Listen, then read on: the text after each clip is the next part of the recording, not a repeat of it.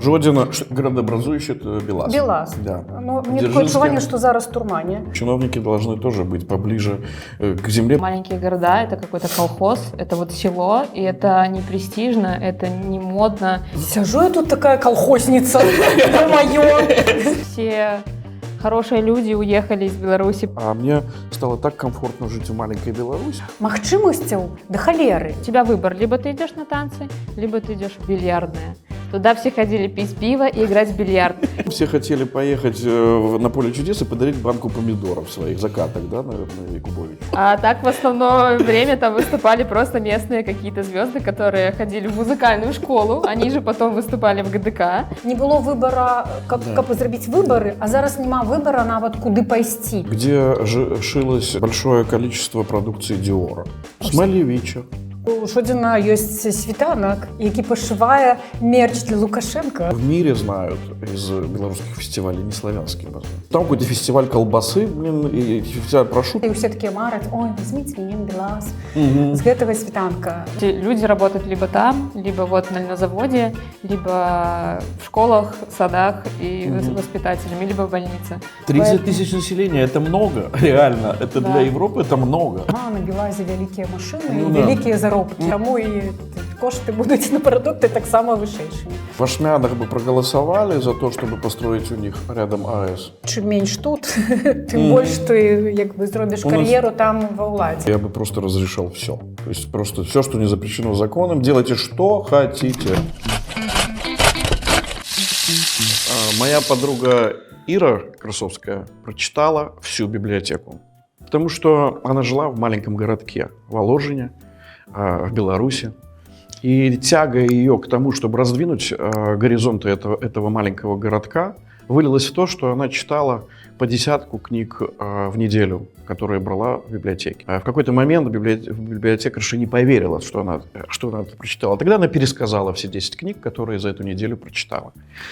В итоге она вышла за рамки этого маленького города. Она пожила в Минске, потом она живет сейчас в Америке. Но не это главное. А главное, что ей очень хотелось раздвинуть стены этого маленького города. И она их раздвинула. Но мне кажется, что нам стоит поговорить не только о том, как жить и выживать в маленьких городках, а как преобразовать эти городки в места, в которых было бы комфортно жить, в которых было бы комфортно работать, и было бы чем заниматься, и было бы чем себя развлекать. Итак, сегодня у нас драники. Вы знаете, что в нашей программе любые белорусские оладьи называются драники. Потому что слово оладьи мне вообще не нравится. Вообще. Это не наш путь и не наш термин. Поэтому драники сегодня у нас гороховые. Да, они удивляться не нужно. Гороховые драники. И они у вас, я надеюсь, покорят. Горох – это на самом деле потрясающий продукт. Хотя тоже многие из вас в это пока не верят. Это продукт, который содержит, например, гемоглобин и который влияет на нашу кровь. В положительном, конечно, смысле. Также он богат клетчаткой. Это значит, что он влияет и на наш желудочно-кишечный тракт. Вообще, это продукт, который даже при заморозке не теряет своих качеств. Сначала я буду резать траву и рассказывать вам про горох. Это белковый продукт. То есть, если мы говорим о белках, которые содержатся в мясе, то есть ряд овощей и бобовых, в которых точно так же есть белок. И который... что нам дает белок? Белок дает нам насыщение. То есть, потребляя белок, мы насыщаемся, и тогда мы не едим много. Сейчас я порезал укроп и зеленый лук, а вот это мята, потому что мята один из важных компонентов в этих драниках. В гороховых драниках, повторяю. Белок мы можем еще также употреблять в ряде грибов, ну и вот в горохе. Вот эта трава, мята, укроп и лук зеленый. Мы сразу же его помещаем вот сюда, где мы будем смешивать наше, скажем так, тесто. Сюда же мы выкладываем творог. В данном случае он может быть таким не сильно сухим, жирноватым. И туда же мы добавляем яйца. 2 яйца. Мы перебиваем эту массу. И сейчас, когда она практически дошла до такой консистенции вязкой массы, мы добавляем туда горох.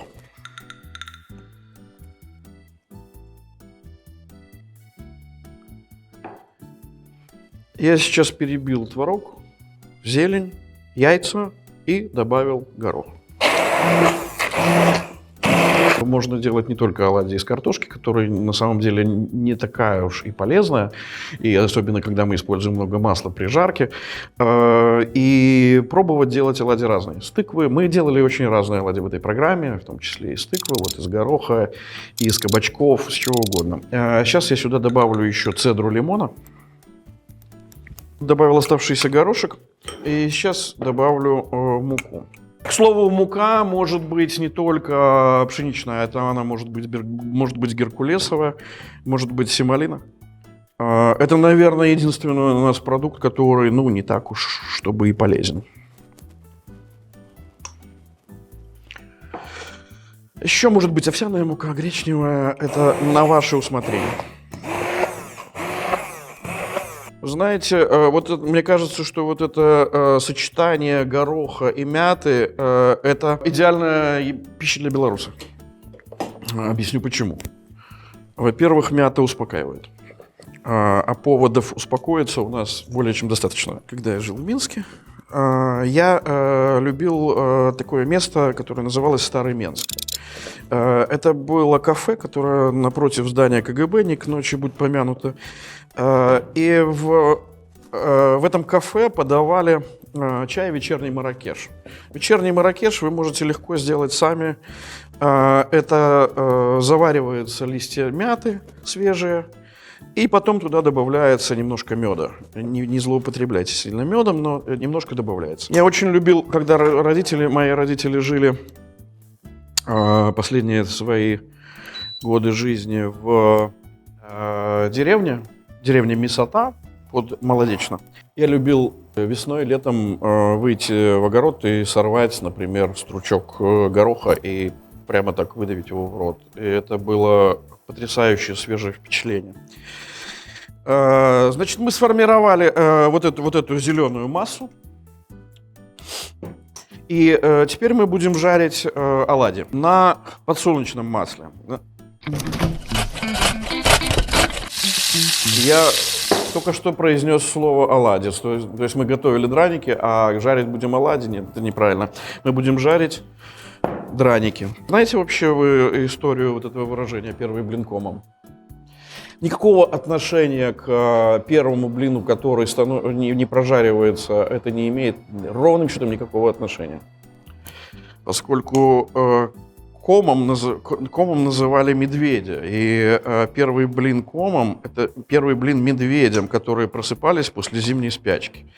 Такая вот я вам рассказал такую любопытную историю, как настоящий инфлюенсер. Масло подсолнечное, и выкладываем наши драники.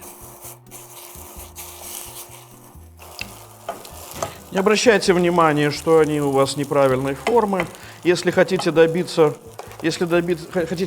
более аккуратной формы, то просто добавьте чуть-чуть воды, чтобы масса стала пожиже, и тогда вам будет легче формировать ту форму, которую вы захотите. Пока драники жарятся, подписывайтесь на наш канал, колокольчики, там вот это все. Все вот это сделайте, пока время есть. Еще есть вариант, когда вы не жарите эти оладьи на сковородке, а запекаете их в духовке. Это как религия, да, то есть кто-то верит больше в сковородку, а кто-то в духовку.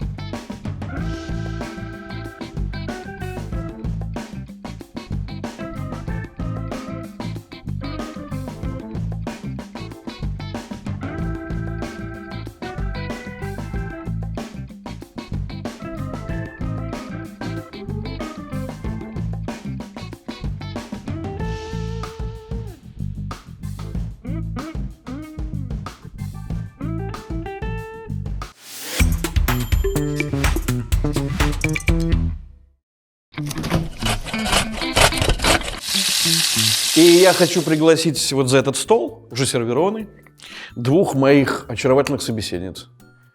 Это Лиза Закревская и Наталья Локить.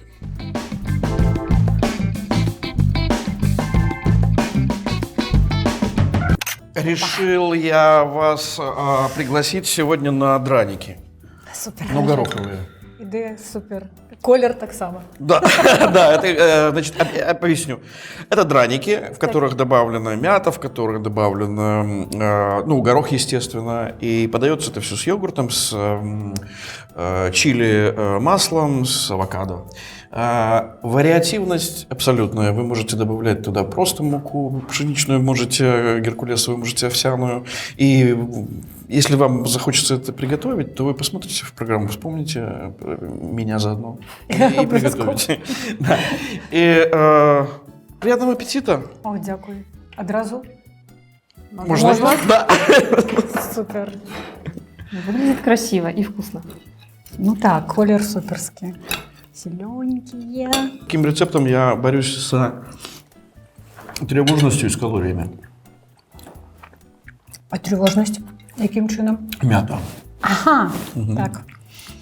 А тут она есть. Но железо, которое содержится в горохе, оно Гемоглобин повышает, да. Про авокадо, это тоже, кстати, тема. Потому что, знаешь, что его называют еще? Во-первых, это ягода. Авокадо? Да, как и арбуз. Ага, о. И в авокадо еще называют крокодилий фрукт. И из-за того, что это природный жир, который, кстати, способствует похудению. Это полезно. Да, офигенно. Информация супер. Но я с вами хочу про другую тему поговорить. Вы же выходцы не из столиц. Нет. Вот это самое интересное, о чем мне сегодня хочется поговорить. Лиза, давай с тебя начнем. Где, когда родилась? Когда, неважно, где.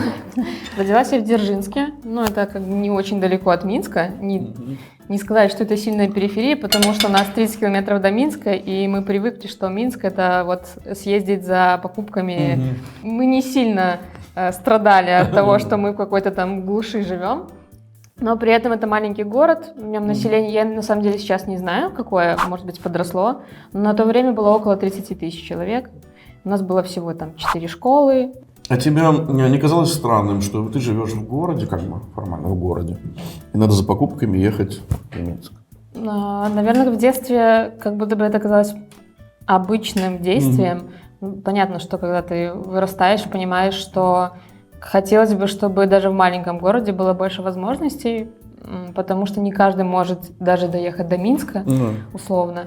Понятно, что в Дзержинске была возможность сходить в магазин, но выбор продуктов и выбор вообще всего в маленьких городах, не только продуктов, а условно, чем заняться, досуга, он всегда скудный по сравнению с большими городами. Ты же в каких странах ты была еще? Многих.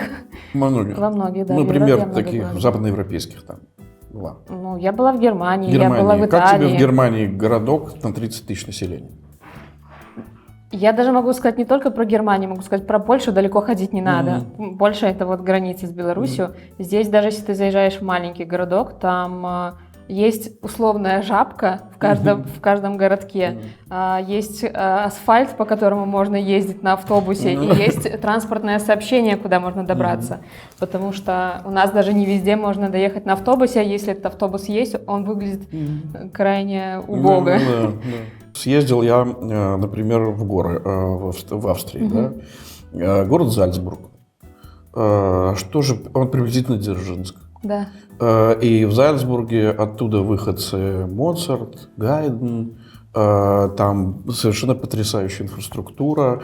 Ты вообще не ощущаешь никакого диссонанса. То есть вообще нет. То есть его, я в Британии могу сказать, это город, в котором живет, например, 1008 человек. Ничем почти не отличается от Лондона. То есть ты тот же набор продуктов, те же магазины, и еще и фестивали, концерты свои, да, проходят. И вот меня это всегда поражало, что вроде как наши там власти все говорили про свои там эти городки, все про это, и ничего не происходило? То есть они как были вот такими забитыми, так и оставались. Наташа, как ты думаешь? Ну, у мяне сітуацыя крыху іншая. Ну, яна і сходная, і іншая. У нас горад у 2 разы больш, чым Дзяржынск. 60 тысяч. Ну, але далей ад Мінска. Жодзіна, так, это Жодзіна. Далей крыху ад Мінска. Але вось гэта наяўнасць Мінска, ну, што ён недалёка, яно так адбівалася. Ну, звычайна, это такія мы заўсёды аглядаліся на Мінск. Вось. І я думала, што гэтыя паездкі за прадуктамі гэта моя маладосць, там ці маё дзяцінства. Аказваецца, у Беларусі ўсё так стабільна. Вось, это странно. Да, это стабільнасць гэтая вельмі. І дакладна я скажу, што ў Жодзіна, напрыклад, ну калі там з прадуктамі як бы так больш-менш все добра было, то кошты былі як вышэйшыя, чым у сталіцы. Ну, это дзіўна. Можа, такія разлічвалі, ага, на Белазе вялікія машыны і вялікія заробкі. Пэўна, тады таму і кошты будуць на прадукты таксама вышэйшымі. І трэба сказаць, што у Жодзіна гэта было ў нас недастача чаго, это культурніцкіх нейкіх падзеяў, то бок заўсёды ездзілі ў тэатры, там у музеі, гэта менавіта. Жодзіна, градообразующий, это Белаз. Белаз. Да. Ну, мне такое ощущение, что зараз Турмане.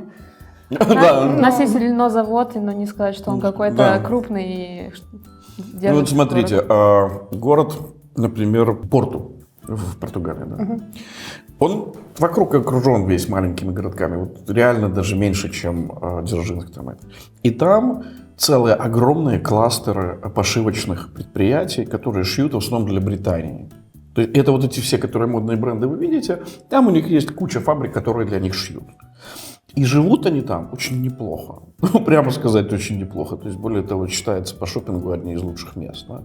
И вот как... Почему не было, почему в Дзержинске ничего не появилось? Почему в Жодзіна, кроме Белаза, ничего не появилось? Чому у Жодзіна ёсць світанак, які пашывае мерч для Лукашенка?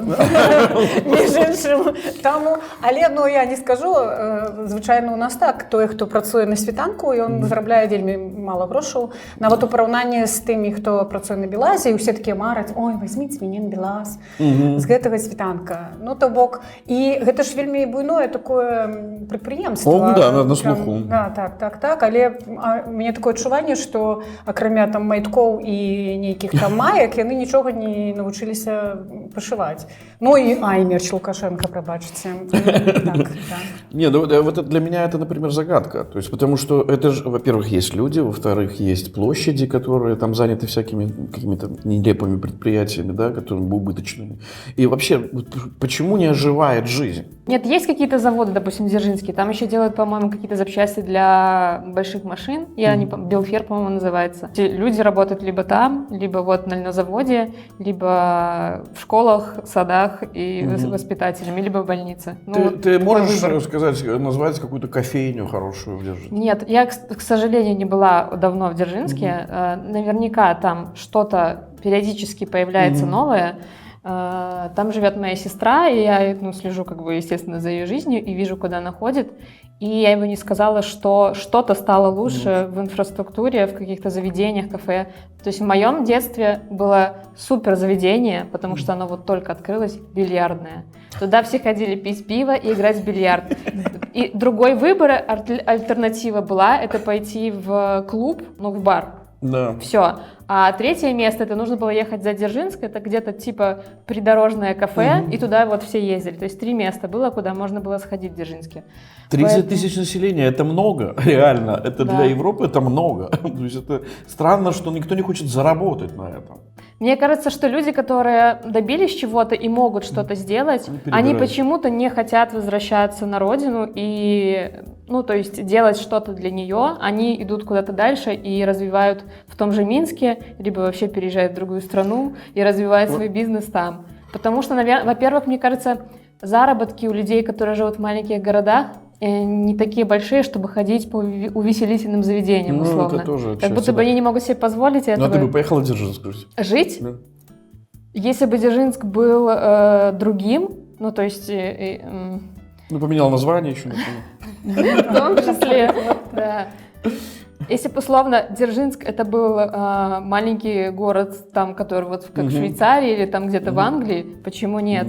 Ну, то есть с возрастом больше хочется жить, где больше природы, где больше видно небо и звезд. Дзержинский это супер. Ну, то есть там нет столько этих светящихся зданий. Ну, Сиэтл вот сейчас стал уже большим, но это был на самом деле небольшой город. Но там были офисы Starbucks, Boeing и так далее, да? И, по-моему, и Amazon. Да? Или, например, город Модена, это не очень небольшой город в Италии, мы там играли на фестивалях все время спектакли, и там один из крутейших театральных фестивалей, и там Феррари. То есть там Феррари, и более того, трасса, а сейчас уже и целый парк развлечений. Да? То есть, это небольшой город, как бы. И вот это я вижу, вот это все, и никак не могу понять, то есть они же на этом зарабатывают, да? Это же место, где можно, и делают это место лучше. Более того, у меня ощущение, что вот эта модель такая, когда ты создаешь тот город, который ты хочешь,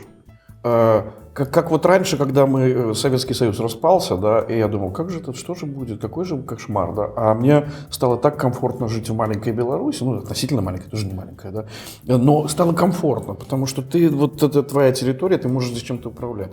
И я не понимаю, в чем вот эта ментальность местных жителей, которые не хотят это менять. Мне кажется, как будто бы нас воспитывали, что маленькие города — это какой-то колхоз, это вот село, и это не престижно, это не модно. Это тоже касается белорусского языка. Возьмите людей, которые родились после 95-го года, они не говорят на белорусском, потому что это колхозно, это не модно. То есть это сейчас уже есть тенденция, когда молодежь переходит на белорусский, потому что они хотят свою идентичность показать, да. А в остальных случаях это просто, ну, это колхозно. Ну, колхозно в кавычках, что... Сижу я тут такая колхозница, ё-моё. Ты что ощущала в Жодино? Что ты на краю мира или ты все-таки... Тем более творческая профессия. Да, творчая професія, і у мяне заўсёды была мара, і яна застаецца этой марай, і я так спадзяюся, што яе здзейсню калі-небудзь. Якраз вось калі ты гаварыў пра фестывалі ў невялікіх гарадках, вось Жодзіна, яна якраз такое месца з добрымі даездамі, і там можна рабіць фестывалі. Я нават ведаю, дзе ўзяць дзе ёсць гэтыя будынкі, дзе можна гэта ўсё зарганізаваць, дзе это. Я ўжо хадзіла, ну вось там пасля 20-х зразумела, я такая хадзіла і што планавала, вось тут вось можна вось рабіць гэта, вот тут будзе пляцоўка такая, таму што там магчымасцяў да халеры. Ну, там іх ёсць, там шмат магчымасцяў. Галоўнае, каб ты говоришь, чаму людзі не хочуць там нешта рабіць. Вось. Таму што ёсць над намі нехта, не той, каго мы выбіраем, так? Ну, то бок, а это не мэр, якога, а той, кого там нам назначаюць, і у іх другія погляды на... Это вот как раз следующая тема, о которой я хотел поговорить. У іх другія погляды на то, что есть. Как вы думаете, в Ашмянах бы проголосовали за то, чтобы построить у них рядом АЭС? Ну, яны зараз хочуць там пабудаваць, я так разумею, магільнік для таго, для тых... Отходов, да. Не логичнее было построить это около Чернобыля? Где уже все там... Так. И вот я на самом деле о другом. Ваши городки, города вообще-то по международным меркам, люди готовы там избирать себе руководителей?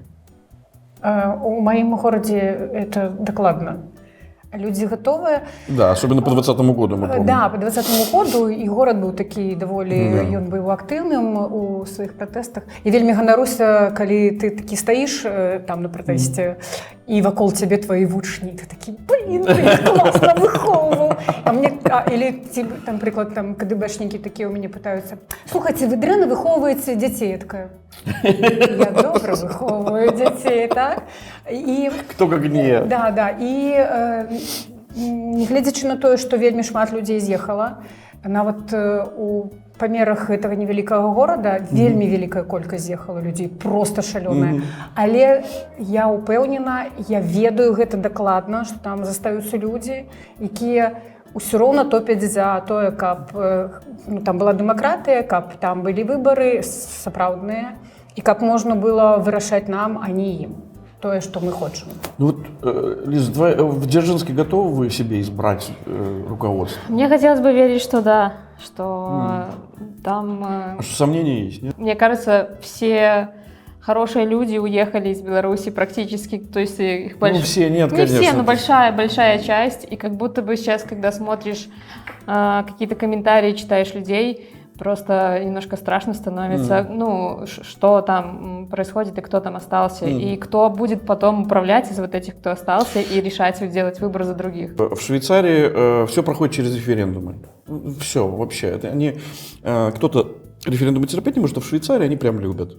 И там даже для меня это была вообще потрясающая новость, когда я прочитал, что на одном из референдумов определяли цену минимальной фишки в казино. Голосование. То есть и люди готовы это обсуждать, потому что кто-то им объясняет и говорит, вот лучше так, а кто-то говорит, нет, лучше вот так. Да? И они выбирают и решают, потому что они там же живут. Это же они нанимают за эти деньги, которые платят, да? Они нанимают себе это правительство. Вот у меня ощущение, что если бы маленькие города начали сами самоуправлением реальным заниматься, там бы жизнь расцвела. Ну, у нас у 20-м нават былі такія нейкія папыткі зрабіць якраз вось гэтыя, да? Такую реформу. Да, такие, ну, так зразумела, что это было задушено там ну, у самого початку очевидно. этого всего. И вось, калі ты кажаш, что там про эту фишку, да, но это кажуть про якасць дэмакратыі, якая ўжо гістарычна склалася так, что яны могуць вось про и про степень говорить. вовлеченности людей в устройство быта вокруг себя. Это же, на самом деле, мне кажется, что и вот ты говоришь, там уехали, ну и вот поверь, сейчас бы вот полыхнули бы реальные выборы, мы бы столько увидели новых людей, которые живут сейчас в Беларуси, что мы бы вот глаза вытаращили. Да, как и в 2020 году мы увидели, да, тоже никто не был так готов. Да.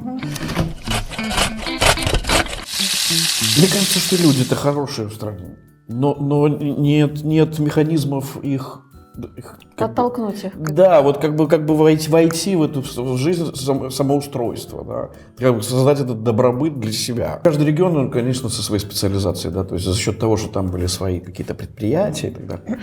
Вот сейчас, например, вы Инстаграм открываете, и куча компаний каких-то крошечных, которые продают какую-то одежду. И эта одежда улетает по всему миру. Вот у меня ощущение, что для белорусов это один из путей тоже. Вот вы бы представили в своем регионе, какого вот направления вы бы представили кластер, да, который занимается чем? Я наткнулась недавно на Инстаграм. Девочка увидела в переходе бабушку, которая плетет корзинки.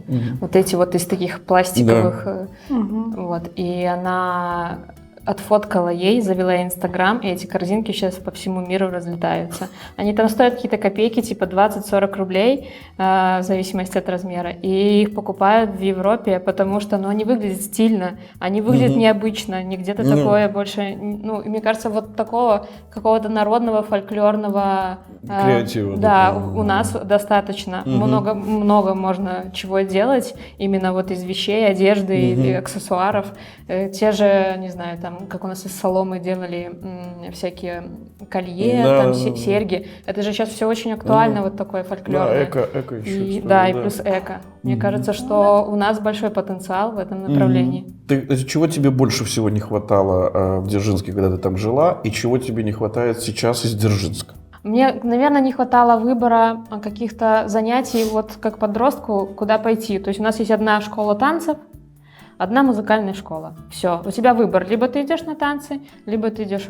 Сейчас наверняка есть побольше частных каких-то кружков, но вот в моем детстве не было выбора для развития творческого какого-то, была еще художественная школа. Вот, три направления, куда можно было отдать детей. Сейчас наверняка уже кто-то частным образом занимается развитием каких-то других направлений, но хотелось бы, чтобы это было на государственном уровне, чтобы, то есть кто-то взялся и придумал досуг для детей, чтобы они условно не сидели в беседках в парке. Вот. Но как вы выживали досуг? Как вы выживали, находясь там?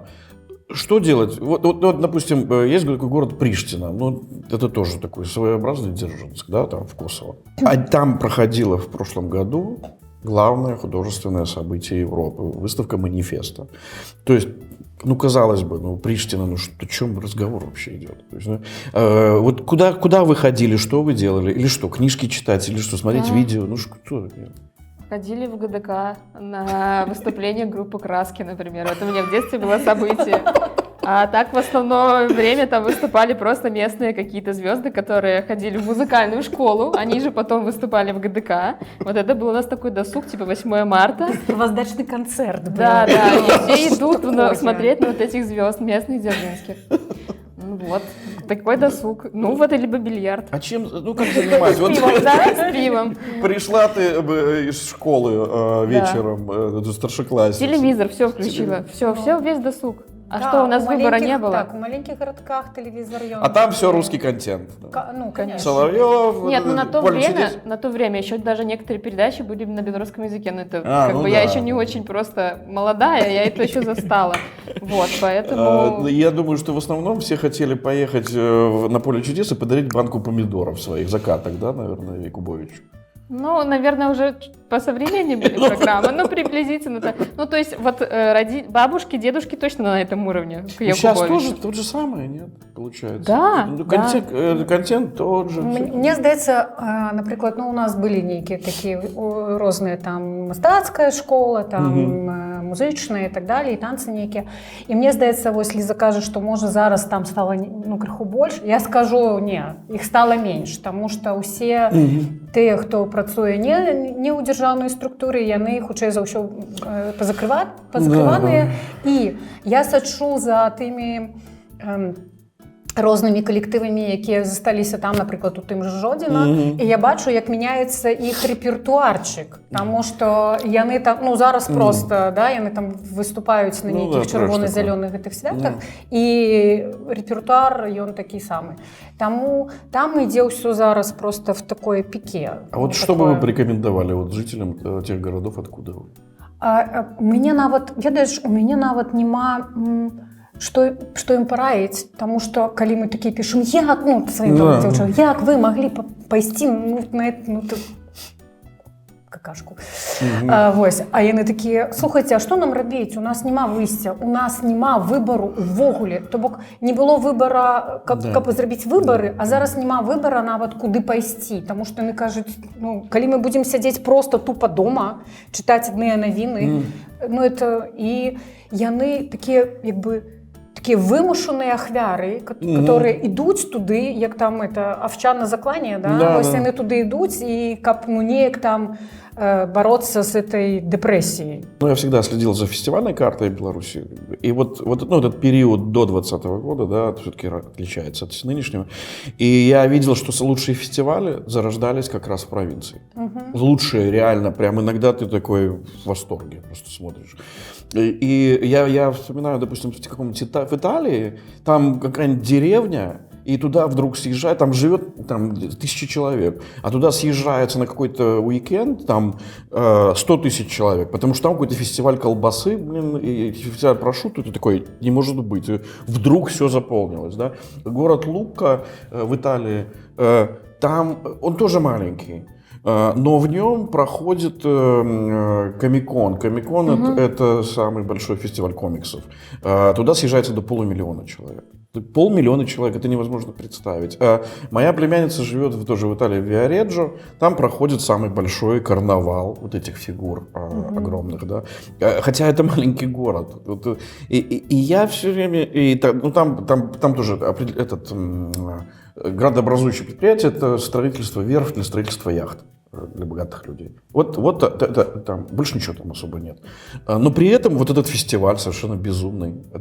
И мне кажется, что для белорусов это тоже такой один из выходов. Ну, это моя мара увогуле. Якби, ну, коли Жодзіна дасть нам божечка приехать еще вернуться в Беларусь, то у меня такая мара, каб вось наприклад, на тых плошчах, дзе світанак, там вялікія такія памяшканні, дзе можна зарганізаваць любыя там нейкія гурткі, нейкія там это, і на гэтых плошчах, на вялікіх устраиваць якраз нейкія такія... А ты не помнишь вот перестроечные годы, где шилось большое количество продукции Диора?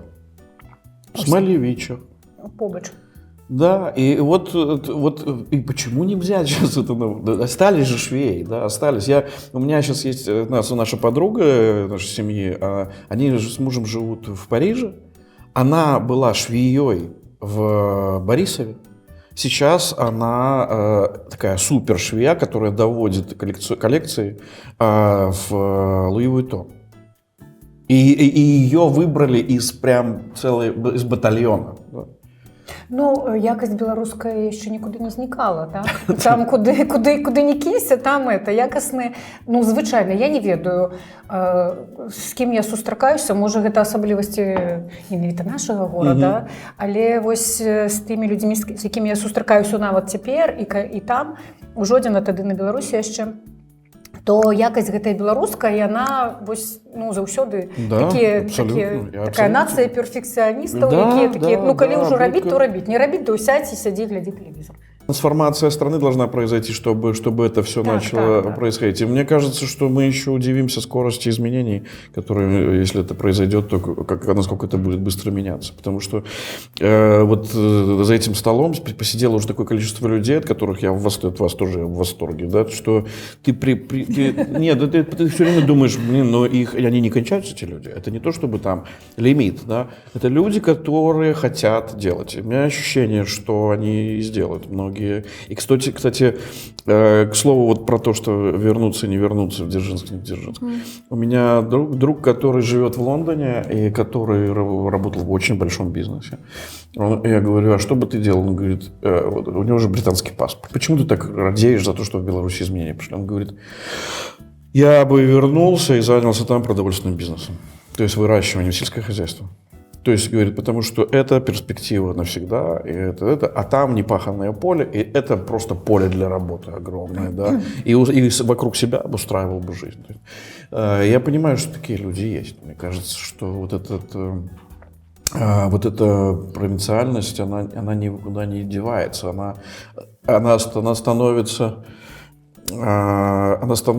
как бы чем-то побудительным. То есть, потому что люди осознают, откуда они, особенно с годами, когда они понимают свою идентичность, да, они начинают ценить эти маленькие города, потому что они их. В Стокгольме есть два больших театра, таких самых больших, да. Один — это театр, который работает внутри Стокгольма, Королевский театр.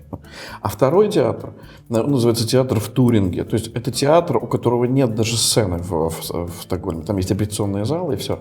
И это театр, который ездит по маленьким городкам. Все время. То есть это делаются спектакли, они все время перемещаются по Швеции и играют. Потому что они говорят, человек, который живет в маленьком городке, он должен получать такой же культурный продукт, как получают жители Стокгольма. У меня был такой очень мой добрый друг Геннадий Карпенко. Он был мэром, одно время был мэром. Вообще незауряднейший человек, не грех вспомнить его. Он был одновременно членом-корреспондентом Академии наук, мэром Молодечно, судьей международной категории по футболу и еще жил в районе, где сплошные уголовные авторитеты, и он там им не давал расслабляться. Как бы. И он потрясающий человек, и он сделал в Молодечно фестиваль, Молодечно 93. И это был один из самых крутых музыкальных фестивалей, он мне нравился даже в 10 раз больше, чем Славянский базар. Это было такое совершенно безумное место, куда съезжались все, и это вот просто человек одним усилием сделал. А если говорить про Славянский базар, то самое интересное, что в мире знают из белорусских фестивалей не Славянский базар, а из Витебска. А Витебский фестиваль современной хореографии, который уничтожили. И когда ты приезжаешь в любую страну, тебе сразу говорят, о, Витебский фестиваль сумасшедший, это был... И это надо было закопать, да, потому что... Ну, якраз я вучылася ў акадэміі, і ён толькі пачынаўся, і это было вау, мы так глядзелі, туды просто пёрлі, мы оттуда воровали некие идеи заўсёды. Абсолютно, и туда ехали, лучшие коллективы мира ехали туда выступать. Это удивительно. Мне кажется, просто когда ты смотришь на маленькие города, в которых все хорошо, красиво, ну, я имею в виду в Европе, и вспоминаешь вот эту серость, грязь, где тротуаров нет, ты идешь просто по грязи по колено в школу, и ты думаешь, почему у нас не так? Неужели сложно просто сделать аккуратный город, в котором людям хочется жить просто, А ты тогда какой уютно. себе находила ответ на этот вопрос? Почему оно не так? Логично, все покрали, все по карманам рассовали. То есть где-то выделились деньги на асфальт. Просто у меня есть пример. У меня родители живут под Дзержинском, в деревне Ленина. Там жила моя бабушка, они там тоже построили дом и живут там. Так вот, к нам пришел новый мэр, не знаю, сколько лет назад, и мэр оказался очень порядочный, как ни странно, и он поднял документы, по которым вот дорога, там у нас есть дорога от деревни Ляховичи до нашей деревни через лес, что там лежит асфальт с 93-го года, а там просто песок. Вот до 2022 года лежал песок. То есть, вот ответ, где, вот. То есть где-то дорога Где-то нашла у свое кого-то место. дома построен за эти деньги. Вот почему у нас нет тротуаров и асфальтов, и клумб с розами. И это, конечно, не сильно дает настроение оставаться в городе, да? Ты для Дзержинска, а ты для Жодина. Что бы вы сделали? По-перше, это даць такое самакіраванне людзям, пачынаючы з дамоў, то бок, да, калі там не жэсы, ты там кіруеце тым, а самі господі мешканцы, все. А самі жыхары гэтых дамоў перанесці на тую ўладу, якая ёсць у горадзе, каб яна была выбарчая. Вось. І максімальна працаваць з людзьмі, з іх запросамі. Вось. І зразумела, што ўжо пад гэтыя запросы нейкім чынам будаваць тую інфраструктуру, якая ёсць у гэтым горадзе. І мне здаецца, што Беларусь, яна вельмі класная такая тэрыторыя для культурніцкіх нейкіх падзей, тому што яна, па-першае, яна знаходзіцца ў цэнтры Еўропы. Больш-менш там дарогі нейкія, яны таксама ёсць, і пад'езды таксама. Жодзіна таксама, ён такі блізка ад Мінска. То, мне здаецца, тут непаханае поле. Просто приходи, і галоўнае, каб даў Бог сілы, это ўсё зрабіць. Лиза, ты? Абсолютно, я поддерживаю. Мне кажется, культурных мероприятий в маленьких городах не хватает, а это же дает вообще развитие человеку. То есть, когда человек получает новые впечатления, новую информацию, ему хочется еще больше что-то делать новое, узнавать нового. А когда у человека нет возможности чего-то увидеть нового, соответственно, и мозг не развивается. Поэтому каких-то действительно фестивалей, концертов, театр, сделайте театр в городе. Почему нет? Просто, чтобы людям был досуг. Вот у меня, вы подскажете, помогает такое или нет. Допустим, если, условно говоря, снизить налоги, предоставить какие-то льготы для развития таких маленьких населенных пунктов и так далее, оно заработает? Это очевидно. Запрацуе, так. Я так нават так думала, што калі чалавек, напрыклад, бярэцца за нейкую такую справу, каб і узнавіць нейкі там пабудову, да, якія там, так, і заадно там будзе нейкая так культурніцкая нейкая такая прастора, то мне здаецца, што ён там увогуле, каб яго не было падаткаў некаторы час, і потым толькі калі ён ужо становіцца такія на крепкія ногі, тады толькі... У меня вот ощущение, что я бы в таких городах я бы просто разрешал все. То есть просто все, что не запрещено законом, делайте что хотите. Як у 90-х было, так? Да, калі яны такія просто як грибы росли, розныя там студы, все, что завгодно. Это был такий глыток, такий маленький. При этом все говорили, что как тяжело жить, но я говорю, почему-то тогда все горело просто. Я бы все министерства разнес бы по маленьким городам. Вот это наша иллюзия, что всегда столица должна быть там... Вот как международные структуры, например, они же не находятся в одной стране. Тоже логично было бы сказать, давайте все поместим это как бы в какой-то там Рим, и будет там все эти... Они все разнесены по разным странам и по разным городам, и все нормально функционирует. То есть, и здесь то же самое, мне кажется, потому что чиновники должны тоже быть поближе к земле, понимать вообще, что это, потому что они перебираются, наши сейчас эти все, поперебирались в Минск, и они себе обустраивают эти жилые центры в Минске, да, а про это им становится наплевать. Он уехал из какого-нибудь Дзержинска, ему все равно, он с собой дорогу же увез туда.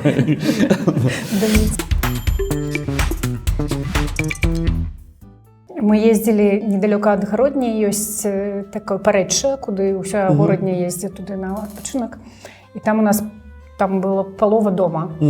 І такое, калі ты выходзіш раніцай па расе, ідзеш у гэты гарод, такі крадзешся, і пачынаеш там пасціся, як такая кароўка, ведаеш, там тут ягадку, тут эту мятку, тут нейкі лісцік. Какой из этих вкусов ты сейчас вспомнил? Ты ведаеш, я ўспомніла базилік. У меня свекровь выращивала. Нет, такие фиолетовые. У меня тоже такое было. Я в детстве у бабушки, ты выходишь, только ты идешь в парник, где висят эти помидоры, которые на вкус как помидоры. Да. И ты просто срываешь и ешь. И вот это вот, они сладкие, они сочные. И это развращает, потому что после этого ты не можешь магазинные помидоры есть. Очень тяжело потом. Прям рецепторы не понимают, что ты ешь другое. Спасибо, что вы были со мной сегодня. Мне было очень приятно. Вельмі добра, мне таксама вельмі прыемна. Спасибо, что позвали. Да, дякую. Когда хочешь построить для себя какое-то место, где тебе будет приятно жить и работать, нужно собрать туда максимальное количество тех людей, с которыми вместе тебе комфортно что-то создавать. Вот это тот принцип, который должен быть заложен, если ты хочешь развивать небольшие города в Беларуси. Создайте там что-то, куда бы захотели попасть другие люди. Создайте свой 6000-й городок, в котором родится Лего, и который заработает огромные деньги. И сразу же вы увидите, как начинает это место привлекать других людей, как туда хотят приехать и там хотят жить.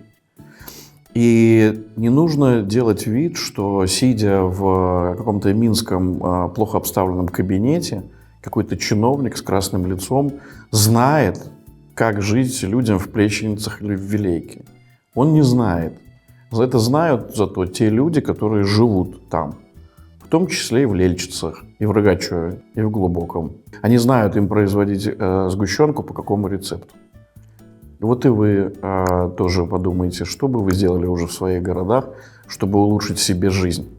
А мы как-то будем все друг другу помогать. И тогда, наверное, мы сможем построить тот самый добробыт в той самой стране, которую мы все так любим.